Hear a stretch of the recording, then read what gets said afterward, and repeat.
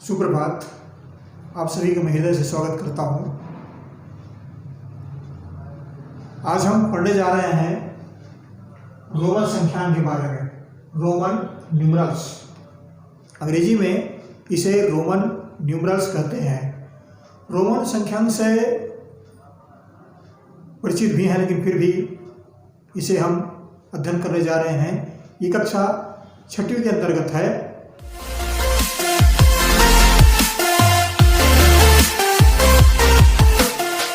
हम पढ़ते हैं रोमन संख्यांक, रोमन न्यूमरल्स के बारे में। रोमन संख्यांक माने रोमन पद्धति, रोमन प्रणाली। इसके अंतर्गत हम कुछ संख्याओं का अध्ययन करते हैं। जैसे उदाहरण के लिए इसका अर्थ हम एक मानते हैं, इसका अर्थ 2 मानते हैं, फिर वैसे 3, इसका अर्थ 5 मानते हैं। इस तरह की संख्याएं हैं जिनके बारे में हमें अध्ययन करना है। अब देखिएगा, इसे कुछ नियम है। नियम यह है कि संकेत की पुनरावृत्ति किस तरह होती है। जैसे ये 2 बार हुआ, ये 3 बार हुआ। इसके बाद इसका हम पुनरावृत्ति बार बार और नहीं करेंगे, चौथी बार और नहीं करेंगे। किसी भी संख्या की पुनरावृत्ति 3 बार से अधिक नहीं आता, 3 बार से अधिक नहीं आती है। 3 बार नहीं आता है पुनरावृत्ति, 3 से अधिक बार नहीं आता है। दूसरा लेते हैं, छोटे मान का संकेत बड़ा मान वाले के दाईं ओर जाता है। इसमें देखिए, ये छोटा मान है, ये छोटा मान है और ये बड़ा मान है। तो ये बड़ा मान छोटा मान के दाईं ओर है। उसी तरीके से इसको लीजिए, ये 10 है और ये 2 है, 12। तो ये छोटा मान 2 जो है या 1 जो है वो इस संख्या के दाईं ओर है।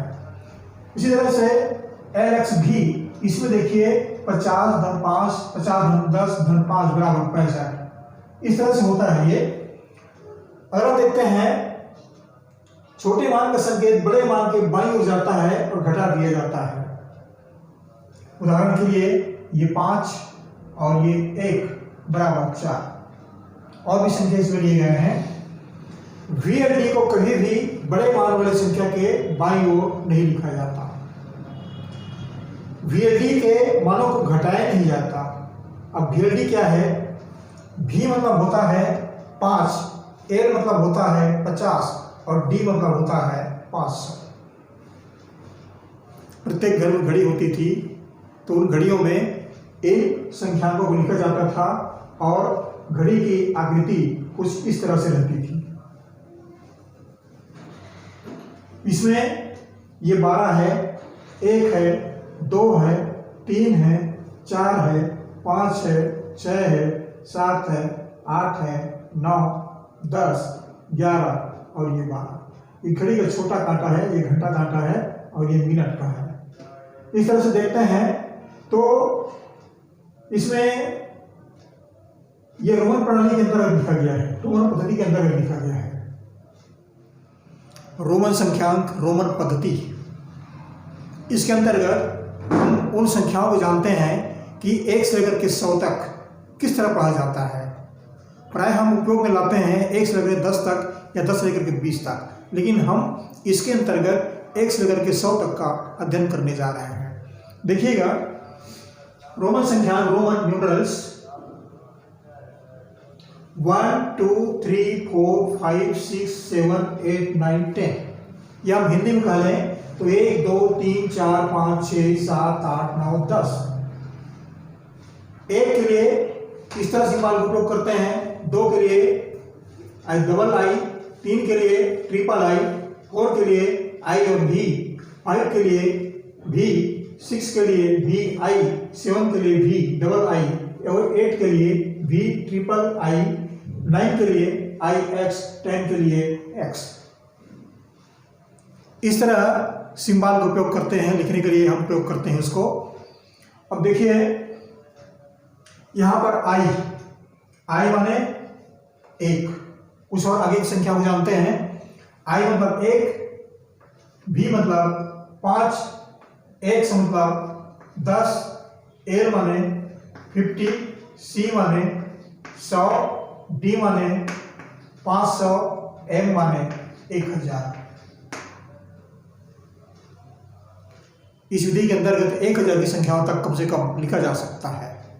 हम इस बात को अध्ययन करने जा रहे हैं कि हम प्राय उपयोग में लाते हैं 1 से लेकर 10 तक या 10 से लेकर 20 तक रोमन प्रणाली को, लेकिन इसमें हम 1 से लेकर के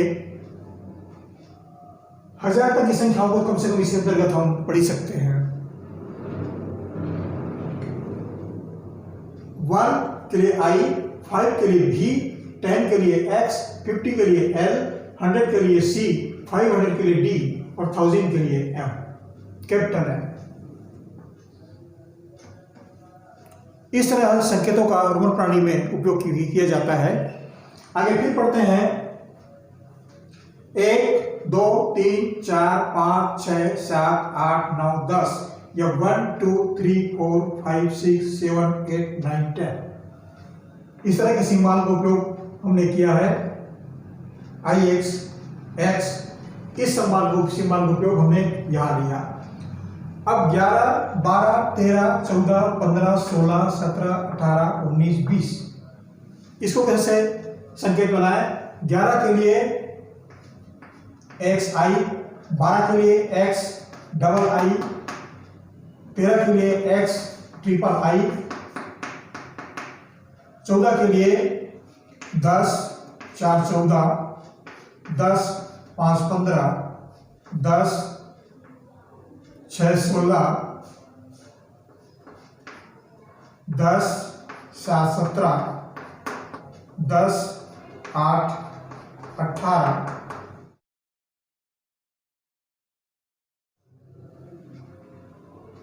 19 और XX डबल X को लिखेंगे 20। इस तरह से 20 तक लिखा जा सकता है। अब आगे फिर पढ़ते हैं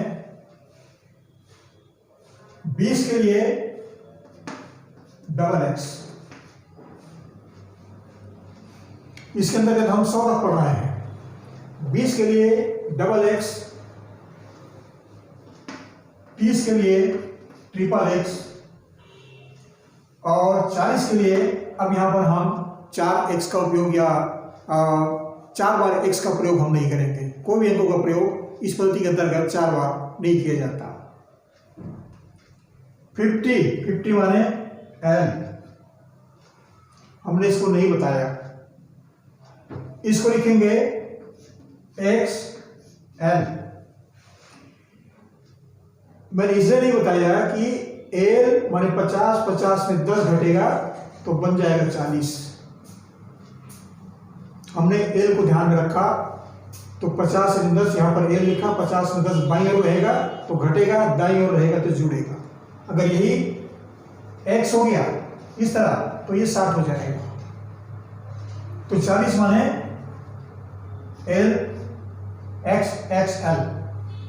50 को लिखेंगे L, 60 को लिखेंगे L X।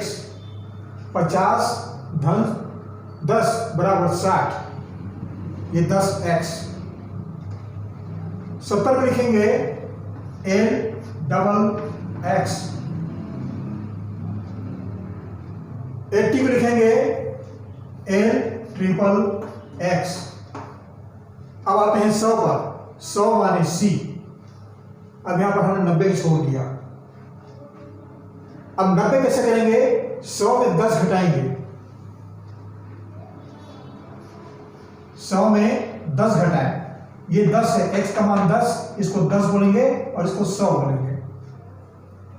10 और 100 मतलब 100 ऋण 10 मतलब 90, ये 90 का अर्थ। इस तरह से इन संख्याओं को ज्ञात किया जाता है। अब हम इसकी सहायता से अगर चाहें तो रोमन प्रणाली के अंतर्गत 1 से लेकर के 100 तक के संख्यांक आसानी से ज्ञात किए जा सकते हैं। एक से हम यहाँ पर 1 से लेकर के 100 तक संख्या लिए हैं। ये जितनी भी संख्याएं हैं सब 1 से लेकर के 100 तक है। इन संख्याओं को लिखने के लिए हम किस विधि का प्रयोग करते हैं और हमें किन किन बातों का ज्ञान होना आवश्यक है, इस बात को समझने का प्रयास कीजिएगा। 1 से लेकर के 10 तक इतना अंक इतनी संख्याएं लिखने के लिए आना चाहिए, और 20 से लेकर के 90 तक 20, 30, 40, 50, 60, 70, 80, 90, 100 इतनी संख्याएं, माने 10 और 10 20 संख्या है तो 100 तक कोई भी गिनती जो है वो रोमन प्रणाली के अंतर्गत लिखी जा सकती है। हमने इनमें कुछ उदाहरण लिया है। 35, 49, 37, 88, 25, 66, 77, 95, 35, 35। इसके लिए हम कैसे लिखेंगे? हम देखते हैं 30, 5, 35, ये 30 हुआ, 5, 35 भी,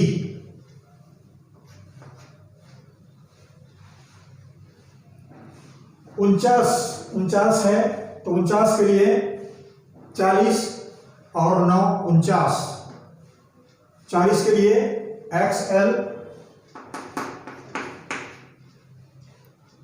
और IX। 37, 30, 7, 37, 30 triple X, 7 VI, V triple V double I। 88 के लिए 80, 8, 88, ये 80 है L ट्रिपल X। 8 के लिए V ट्रिपल I। 25 के लिए 20 डबल X और 5 V। 66 के लिए 60 LX धन 6 VI। 75 के लिए 70 L डबल X। 7 के लिए V डबल I। 95 के लिए 90 XC और 5 के लिए V।